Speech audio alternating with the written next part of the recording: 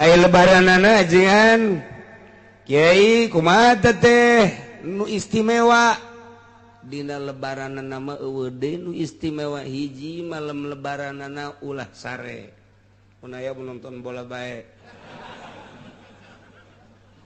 ulah sare rame-rame tafakur ka Gusti Allah dumadeheus taqarrub ka Gusti Allah zikir atawa takbir Allahu akbar Allahu akbar Allahu akbar sampai selesai eta teh lamun jelema ngaramekeun malam lebaran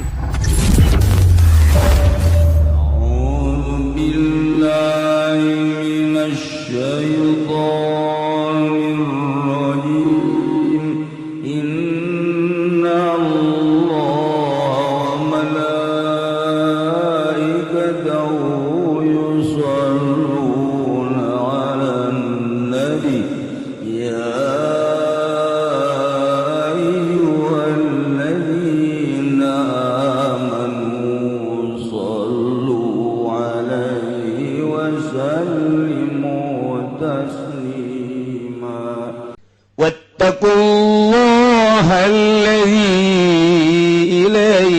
tuhsyarun kudu sarieun maraneh kabeh ka Allah nu ka Allah hungkul aranjeun kabeh bakal digiring bakal dikumpulkeun umat manusia di zaman Kangjeng Nabi Adam datang ke akhir umat Kangjeng Nabi Muhammad berbagai golongan jeung darajat nu jadi presiden, nu jadi raja, nu jadi menteri, jadi gubernur, nu jadi bupati, nu jadi camat, jadi lurah, nu jadi RT, jadi kiai, nu jadi wali, anu jadi nabi, nu jadi rasul, nu teh jadi nanaon pedagang dan lain sebagainya bakal digiringkeun kabeh menuju Allah Subhanahu wa taala. Eueuh nu kasingsan teu bisa. Aya nu kasingsal eueuh hiji-hiji acan nu bakal henteu milu dina penggiringan eta dina perkumpulan eta kabeh dikumpulkeun dipenta pertanggungjawaban masing-masing tanya sabaraha umur mata digunakeun naon celi digunakeun naon sungut digunakeun naon harta digunakeun naon ilmu digunakeun ka mana dan lain sebagainya di BAP mun urang salamat sorga teh salamat ngagejebur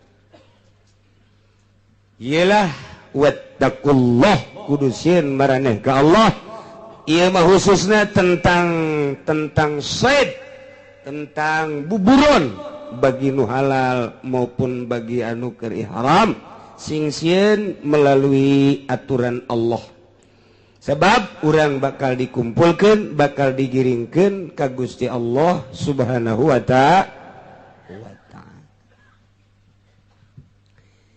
Tapi lamun ahli batin mah bisa ngamanaan kieu ye uhilla lakum dihalalkeun ka aranjeun kabeh saydul bahri buburon lautan nu aya di laut teh eta adalah mutiara nganu dimaksud mutiara di dieu mah adalah makrifat berarti urang neangan ilmu makrifat ge teu naon carana kudu ka laut aya di laut berarti urang teh kudu silulup ari silulup urang teh kudu bisa atuh berarti ngojaina jeung kudu nyaho lebahna di mana aya mutiara di luhurna kudu make parahu heula sanggeus sampai ke parahu urang silem ke jero di mana lebah anu aya mutiaraan na ieulah ilmu makrifat eta kurang bisa diteleuman sok teangan ilmu marifatullah wa rasuli supaya urang mantep jasa ka Gusti Allah seakan-akan urang bisa neuleuh mun teu bisa neuleuh urang asa dideuleukeun ku Gusti Allah lantaran ieu ge kabeh moal kaluar tina kudrat jeung iradat Allah dedeleuan urang teh supaya ka Allah bae dedengean urang supaya ka Allah bae napas urang supaya ka Allah bae bicara urang supaya ka Allah bae per detikna teh ieu adalah ka Allah nah ieulah ngaranna ilmu makrifat uhillalakum saydul bahar halal teangan coba ge ilmu makrifat wa ta'amuhu halal kadaharan bahar iya nih termasuk kana ilmu-ilmu syariat berarti kudu ditempuh heula ta'amu lantaran kadieuna jang mataan lakum walisayyarah jang kesenangan diri sorangan ibadah ka Gusti Allah jang nu lelempangan menuju akhirat lantaran lelempangan teh aya dua rupa aya lelempangan di dunia aya lelempangan akhirat aya jelema aya jasad nama di dunia keneh tapi geus berperasaan di akhirat bae matana di ka akhiratkeun ceulina di ka akhiratkeun lempang geus asa di akhirat bae kitulah ahli marifah ieulah ta'amu teangan heula ku urang atuh ayeuna kadaharan-kadaharanana naon ieulah ilmu muamalah ilmu ubudiyah ilmu muamalah wuduna nu rapih teangan syarat jeung rukun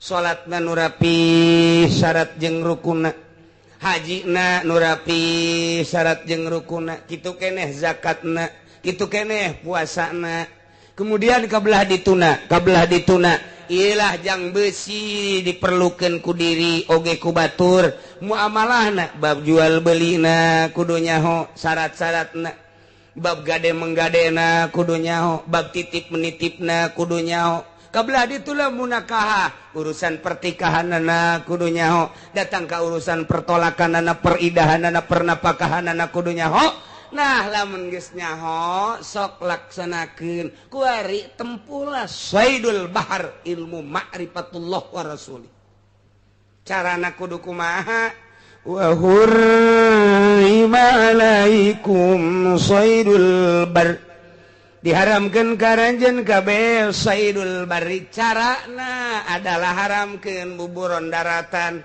naon buburon daratan teh ieu adalah alamul mahsus alamul jismi jadi dua alam teh aya alam ruhani ieu adalah saidul bahar aya alamul jismi saidul bari haramkeun saidul bari nu mahsus ya teh ulah aya kesenangan di diri mun masih kene mata senang neuleuh nu indah-indah mun masih kene inceuli senang ngadenge suara nu merdu mun masih kene urang dahar nu ngeunah eta adalah alam-alam mahsus eta moal waka jadi wali kos kitu mah berarti kudu diharamkeun heula ku urang memeh datang mah atuh kudu kumaha mulai ku hari urang tanggal 1 haji puasa iraha tanggal 1 hajina Jumah geus nyaraho kabeh aju paruasa kabehan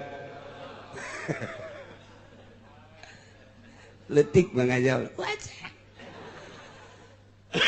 tanggal 1 poe Jumat hiji mana Kemis malam Jumat aya 7 darajat tuturkeun gara-gara ilmu falak bakal istimewa nuturkeun falak sebab ru'yat tanpa palak moal bisa nah ru'yat tak akur jeung palak moal beres malakna nu bener ulah 3 darjah dijieun sadarjah satengah batur ge ngaritung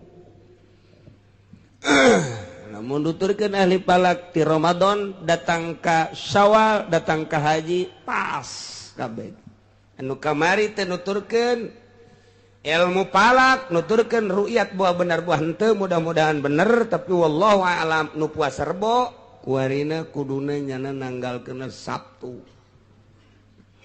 lamun nyana nanggalkeun Sabtu lebaranna kudu poe Senin sedangkeun malam Jumat geus 7 darjah malam Jumat geus 7 darjah dunia ahli palak astronomi kelas dunia ngitung bulan mun malam Jumat tanggal 1 pan ieu teh endek wukuf di padang Arfah nu mantak dunia kelasna bakalna jatohna ieu teh kitu akbar apa henteu padahal haji mah akbar kabeh ge ngan istilahna bae mun wukuf dina poe Jumat akur jeung wukuf Kangjeng Nabi baheula Kangjeng Nabi baheula wukuf teh poe Jumat iyalah disebutna haji akbar dihitung ulama teh tanggal 1 na poe naon ieu supaya pas nak engke akbar apa henteu gitu dihitung dikotret 2 kali 2 opat berarti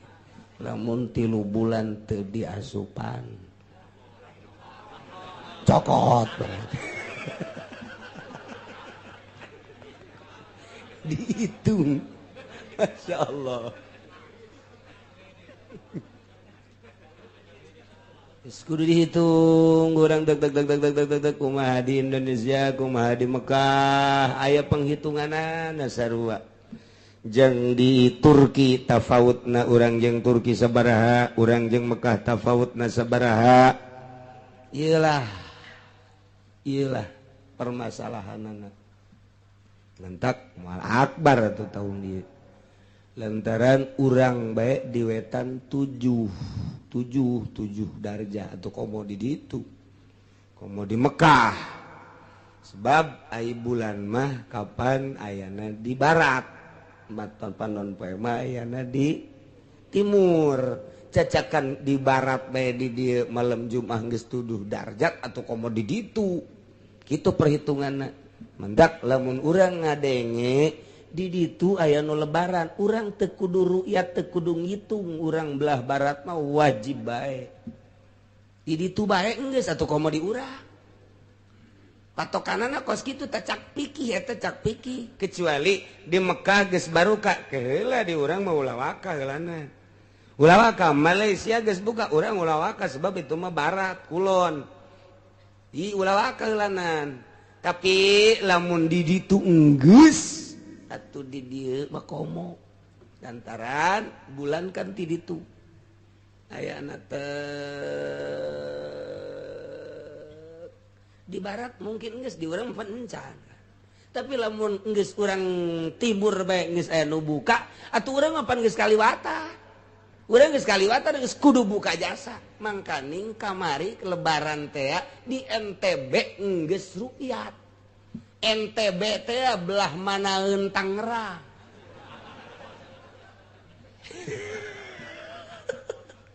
NTB geus aya nu buka di ditu atuh komo urang geus teu kudu ru'yat teu kudu palak. Ceuk ahli fikih. Nek dilupatkeun ka mana hayu sia? Hayu, dek lupatkeun mana? Ngomong sia. Ayo keur carita. Geus pokona orang bari maula loba omong nurbo nu salasa mudah-mudahan menang ridho Allah anu milih Wahidin menang mudah-mudahan ridho Allah nu milih Atut mudah-mudahan nya ridho deui bae sakitu salahna cukup jangka neraka dengan 10.000 saja nah kan ieu beungeut-beungeut aya oge aduh cenah kiai nu menang na Atut sebab perhitunganana lobaan Atut tenang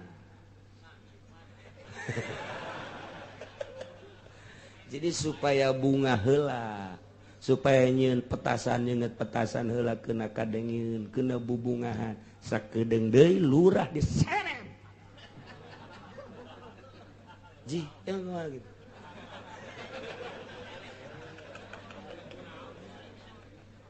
sebabnya geus jebar-jebarkeun duit camat diseret ku pamajikanna sia mah sok aju salah bae aduh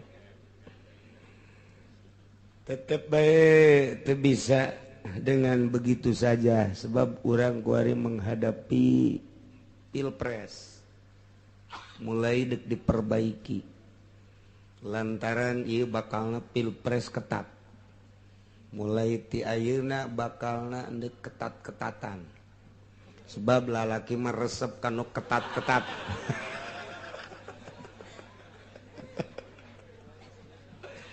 teu meunang sambarangan sebab ieu mah bakalna mengarah lamun teu diperbaiki geus aya anu endek revolusi nu kukula dicaritakeun teh. Jadi mahasiswa di berbagai universitas kuari geus menyatu kemudian geus mendatangi. Lamun ieu teu ditegaskeun hukum ala kadar baheula ala kadar kadanan tegas jasa mah ulah amburadul jasa ieu geus aya bakal gerakan-gerakan mengarah kana peperangan hendak nu boga besi sing lempeng.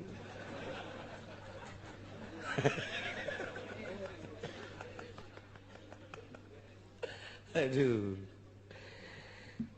Lantaran ieu bahaya ka hareup namun kieu bae.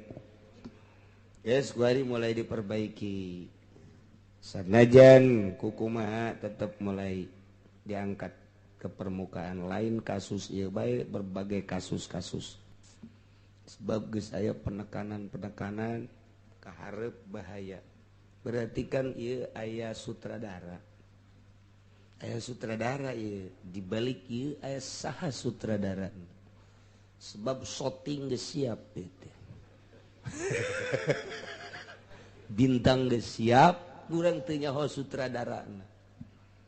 Nah, jadi ulah kaget lamun kuari perhitungan tetap atut nu menang, cuman permasalahan tetap diangkat nu jadi gubernur nama tetap.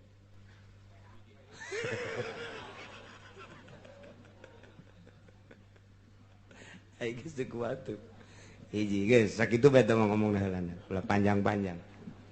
Nomor kedua puasa ya puasa.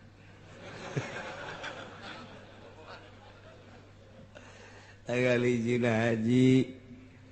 Kemudian berarti tanggal hiji hajina Jumat, Sabtu Minggu kuari tanggal sabaraha? 3. Berarti orang puasa geus sabaraha poe? Urang mana ye? Berarti ayeuna Jumat, Sabtu, Minggu, Senin, Selasa, Rabu, Kamis, Jumat, Sabtu, Jumat, Sabtu, Tarwiyah, Arfah. Etalah anu intina.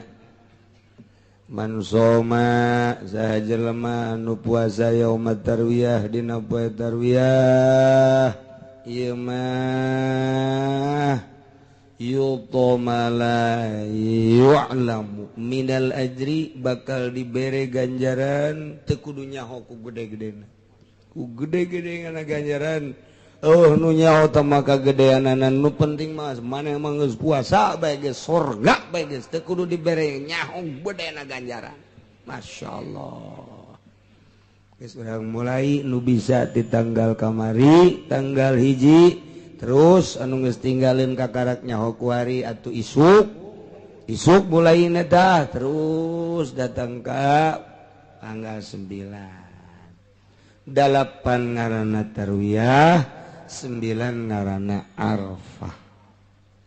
Soma yauma Arafah saja manu puasa di poean Arafah kana kafaratan eta puasa ngajadikeun kafarat di sanatil madiyah sanah taun nu enggeus jeung taun nu bakal. Jadi 2 tahun nu enggeus jeung nu encan ieu dikakaparatan ku puasa sapoe doang. Masyaallah. Tama lamun datang kata puasa tama pohara jasa. Kangjeng Nabi geus meromosikeun sakitu luar biasana. Cak Kangjeng Nabi saha jelema nu puasa poe Arfah eta sataun nu geus kaliwat, sataun nu bakal diampura kabeh dosa-dosa laletikna. Kadenge ku cilik urang teu puasa. Tolol. Bolon tama jelema, masyaallah. Jadi berarti lamun arpahna mun lebaranna poe Minggu arpahna poe naon? Sabtu. Geus Jumat, Sabtu, Tarwiyah, Arfah. Teu mah geus ulah ka mamana. Di jero kamar. Geus boga nama puasaan mata urang ceuli urang kabeh peureum. Geus pokona. Daripada bentar dulu TV dulu pemandangan anu lain ka Gusti Allah naeta mendingan di jero kamar hees aya lebaranana ajengan Kiai kumaha teh nu istimewa dina lebaranana mah eueuh deui nu istimewa hiji malam lebaranana ulah sare mun aya nonton bola bae ulah sare rame-rame tafakur ka Gusti Allah dumadeheus taqarrub ka Gusti Allah zikir atawa takbir Allahu akbar Allahu akbar Allahu akbar sampai selesai. Eta teh lamun jelema ngaramekeun malam lebaran lam yamut qalbuhu yauma matal qulub. Hatena moal paeh. Hate teh moal paeh lamun hate teu paeh teh hirup. Masyaallah, lamun hirup boro-boro hate, nu dihandap hirup mantep. Tapi lamun geus paeh nu handap boro-boro hate, etana bae atuh pamajikan bungeun. Puyang aing cenah cek pamajikan. Kunaon teh hirup-hirup. Komo lamun hate manu hirup masyaallah mun nate hirup teh boga harta disodakohkeun harta hirup ngaranna. Boga ilmu disodakohkeun harta hirup ngaranna. Ka pamajikan bageur hatena hirup, ka anak bageur hate hirup, ka buri bageur, ka tetangga bageur. Nah hate hirup ngaranna. Karangda bageur hirup berarti. Tak kitu. Eta hiji. Kemudian atuh ayeuna mah beurangna di samping lebaran, na ieu urang ngalaksanakeun kurban.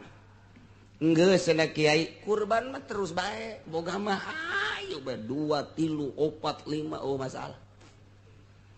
Masalah.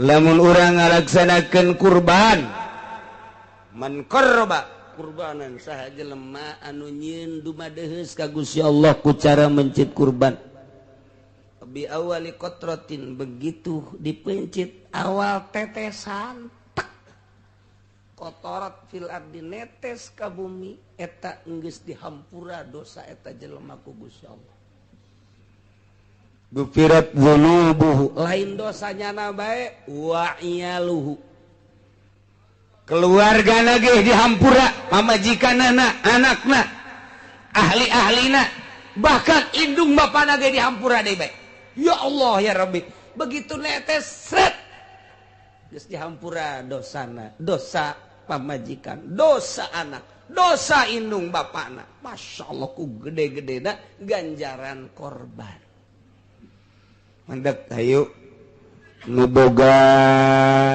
ulah diengke-engke lantaran umur mah teu nyaho. Umur teu nyaho. Buah dikorbanan buah henteu engke ku anak urang. Mumpung kuari bae keur boga. Cenah kiai naon eta korban teh sapi. Sabaraha urangan sapi? 7. Kumaha kiai lamun sapi hiji ku sorangan bae eueuh masalah. Eueuh masalah ieu sapi ku sorangan bae cenah kiai abdi di ditu naon buagah kula ieu. Naik sorangan eueuh masalah. Boro-boro sapi hiji 5 dek nu ku sorangan we masalah. Ngan lamun hayang dipilukeun datang ka 7. Kitu maksudna. Besi we tujuaneun teu meunang ku sorangan, lain teu meunang ku sorangan. Pan urang lamun embe ge 7, ieu nu sa nu kula, ieu nu sa nu kula, ieu nu kula kabeh. Wih, mamang sakaligus 7. Wah, masalah. Besi dijadikeun masalah di lembur eueuh tah. Eueuh masalah. Tilok aya ongko nu ngamasalahkeun kos kitu. Ieu sapi sorangan cenah kula mah. Hiji masalah. Ndek ku tujuan we mangga. Mbe hiji sorangan mbe mah. Teu mumpung urang aya kesempatan umur dibere keneh ku Gusti Allah harta boga ulah diengke-engke geus langsung korban bikeun tah orang lembur ka fakir miskin yo maneh supaya ngarasaan geus urang ulah nyileuk-nyileuk deui bigan nu hebat bata bigan atawa aya penampungan di dinya sok dibagi-bagi engke ku masyarakat ku panitia tah geus ngaran bae tulis kerenteuna ge sabareu masalah ngan eta mah keur carita Abdul na cek pikih Allah mah geus apaleun padahal ngan cek pikih eta kos kitu. Nah itulah ari ieu sapopoe wiridana naon nu paling istimewa sapopoe nu paling istimewa wiridan di bulan haji mah la ilaha illallah lallahu wahdahu la syarikalah lahul mulku wa lahul hamdu yuhyi wa yumitu wa huwa ala kulli syai'in. Eta nu paling hebat. Bisa tah mah kabehan. Kanjeng Nabi Musa usul ka Gusti Allah, ya Gusti Allah, naon nu pang bagus-bagusna wiridan? Cak Gusti Allah, la ilaha illallah wahdahu la syarikalah. Ye, tah mah wiridan biasa. Cak Kanjeng Nabi Musa, boro-boro urang Kanjeng Nabi Musa ge ngomong gitu ka Gusti. Tah wiridan biasa. Wiridan biasa cek Gusti Allah ngan lamun dibaca di bulan haji, mun dibaca di bulan haji beda jeung dibaca di bulan-bulan sajen. Langit bumi jeung eusina timbang tek kuari timbang jeung la ilaha illallah nu dibaca hiji di bulan haji bakal beratan eta. Di bulan haji mah kos kitu tah. Dibacana di bulan haji hiji bae geus hiji. Timbang nu hiji dikatuhu dunya eusina di belah kenca bakal beratan eta. Masya Allah matak cek kula mau loba-loba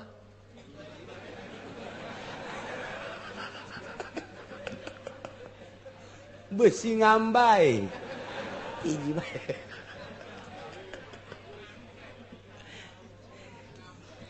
Itu maksudnya mah lain kitu kayak kitu dari hartina cacak-cacak hiji geus pohara eta teh ngabibita abeh urang teh semangat gede jasa ganjarana maca nu loba lain cara nu tadi sia ada yo sia tambah tadi masalah nu tadi mah ulah loba-loba sia kudu engke ngambay nu ieu ka dieu tama kos jelema nyaritakeun salat di Mekah teh salat di Mekah mah tepan 100.000 tuh luar biasa sarangkat 100.000 geus urang asal balik teh Mekah geus teu kudu loba jasa ke loba ting salat deui belon lain kitu atuh ngabibita kana ganjaranana supaya urang semangat ibadah ka Gusti Allah Subhanahu wa taala. Allahu Allahu Allah Allahu Allah la ilaha Jibril Mikail Israfil Munkar wa Nakir Rakib Atid Jibril Mikail Israfil Izrail Munkar wa Nakir Rakib Allahu Allah Allahu Allah la ilaha kahiji Nabi Adam kadua Nabi Idris katilu Nabi Nuh kaopat Nabi Hud kalima Nabi Saleh kagenep Nabi Ibrahim katujuh Nabi Lut kadalapan Nabi Ismail sembilan Nabi Ishaq 10 Nabi Yakub 11 Nabi Yusuf 12 Nabi Ayub 13 Nabi Syuaib 14 Nabi Harun 15 Nabi Musa, genap 11 Nabi Ilyasa, 17 Nabi Zulkifli, 18 Nabi Daud, 19 Sulaiman, 20 Nabi Ilyas, 2 hiji Nabi Yunus, 22 Nabi Zakaria, 20 Nabi Yahya, 24 Nabi Isa, 25 Nabi Muhammad sallallahu alaihi wasallam. Moal ayat Nabi dugi kapoe, moal ayat Nabi dugi kapoe. Allahu Allahu Allahu Allah Allahu Allah la ilaha. Jibril, Mikail, Israfil, Munkar wa Nakir, Rakib Atid. Jibril, Mikail, Israfil, Izrail, Munkar wa Nakir, Rakib. Allahu Allahu Allah Allahu Allah la ilaha. Kahiji Nabi Adam, kadua